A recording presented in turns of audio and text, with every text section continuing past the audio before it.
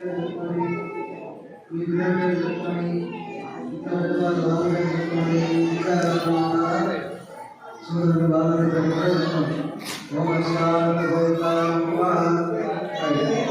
కూడా చక్కగా అక్షరం పెడుతున్నారు కదా.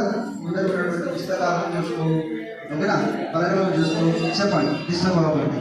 అనండి, మమ అస్మాకం సహ కుటుంబస్య సపరివారస్య క్షేమ స్థైర్య ధైర్య వీర్య విజయ అభయ ఆయు ఆరోగ్య ఐశ్వర్య అభివృద్ధి అర్థం ధర్మ అర్థ కామ మోక్ష చతుర్విధ ఫల పురుషార్థ సిద్ధ్యర్థం సంకల్పిత దేవత శ్రీ జ్ఞాన సరస్వతి దేవి అనుగ్రహ సిద్ధ్యర్థం.